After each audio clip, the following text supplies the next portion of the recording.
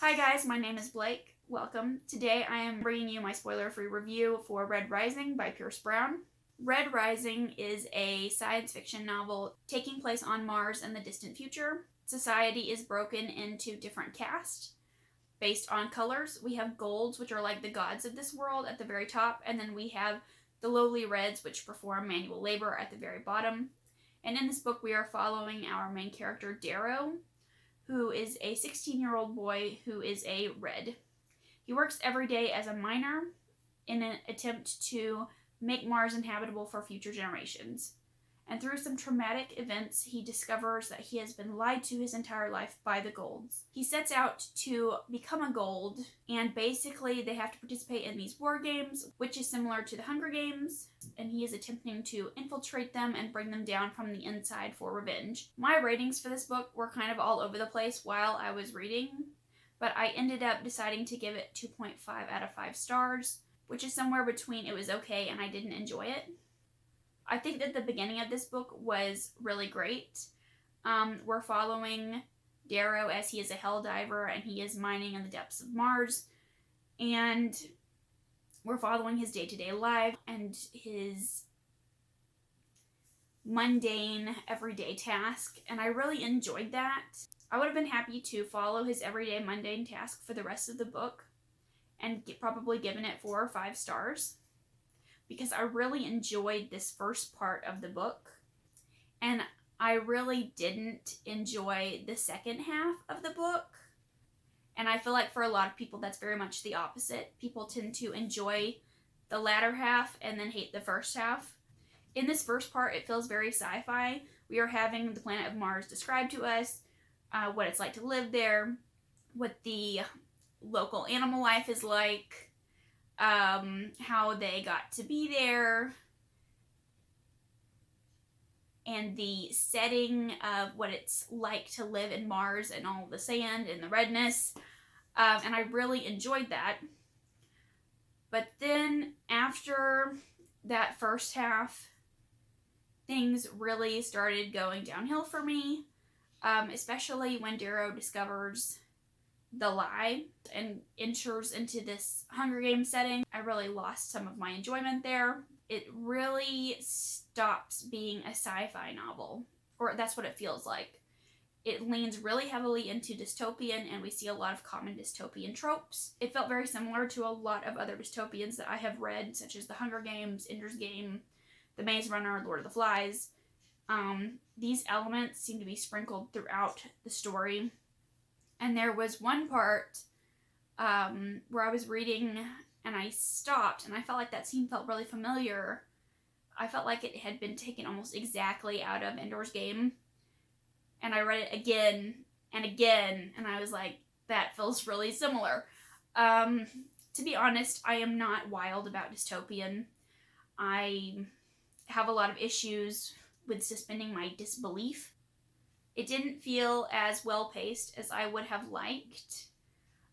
There were definitely parts that seemed kind of meandering when nothing was happening, or we don't really know what Darrow is doing, and it doesn't seem like he knows what he's doing either. And I really do feel like that Hunger Games part could have been trimmed down a little. And I don't feel like it was original enough for me, and I deducted a star for that. This book is also written in first-person point of view, and I think the novel really struggles because of that. We are only seeing through Darrow's perspective, and I feel like it really limits the scope of the story. I do feel like it would have benefited from being a third-person point of view, because the world is so big and we have so many characters. And there were so many characters that I wanted to see the perspectives from. We would have events happen and I would be like, oh, I wonder what so-and-so thinks about this, or I wonder what so-and-so is doing in this moment. Because, to be quite frank, Darrow was one of my least favorite characters in this entire book, and he's the main character. I loved the side characters so much more than I liked Darrow. And I really wanted them to have more page time. I really liked Julian, Cassius, Roke, Mustang, the Jackal, Severo. I especially loved Severo. He's my favorite character. I was wanting to know what he was up to all the time. And we really don't know their motivations, and that was something that I really enjoyed. The constant backstabbing and the who do we trust. And there were definitely times when I didn't know Darrow's motivations either. And that was a really interesting dynamic to the story because he really struggles with his morality. But I don't like Darrow's character. He is incredibly cocky and arrogant and unlikable. I normally like unlikable characters, but there's just something about Darrow that I don't gel with, and he thinks that he is a gift.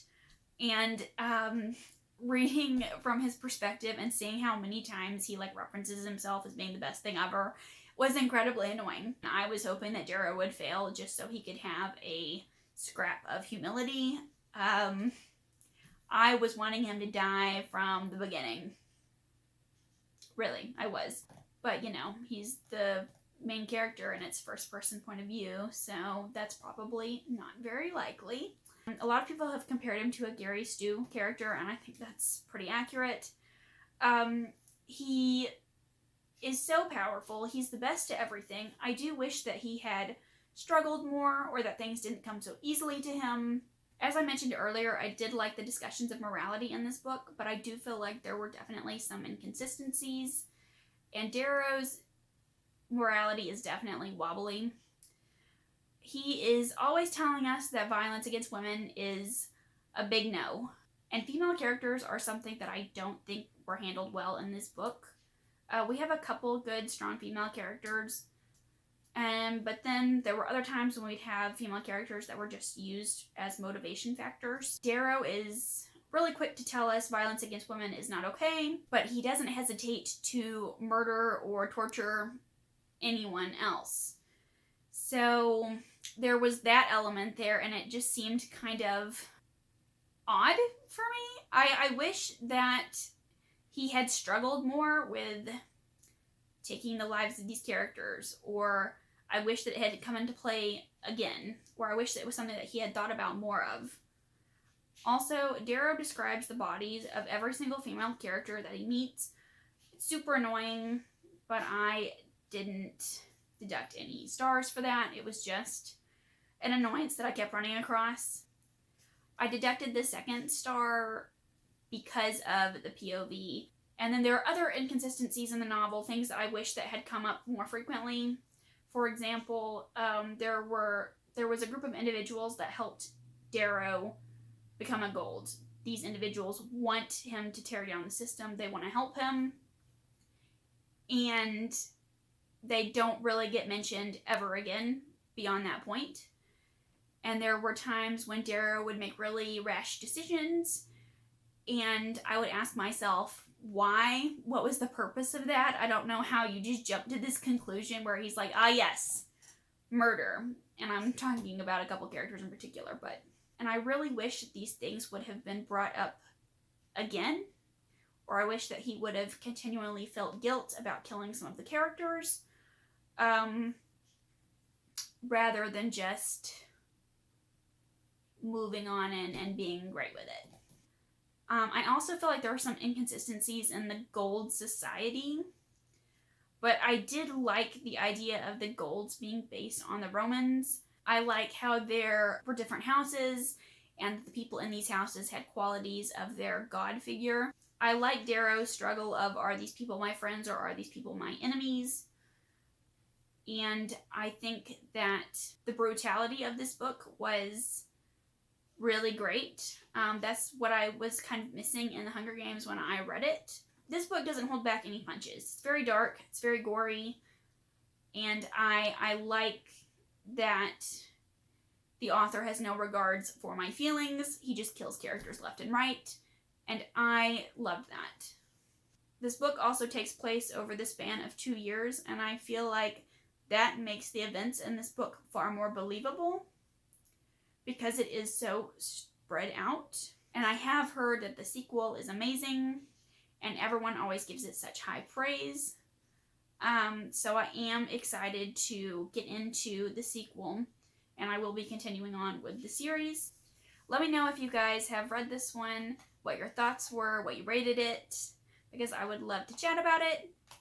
And I hope that you're all doing safe. And I hope that you're all doing well and staying safe. And I'll see you with another video soon. Bye!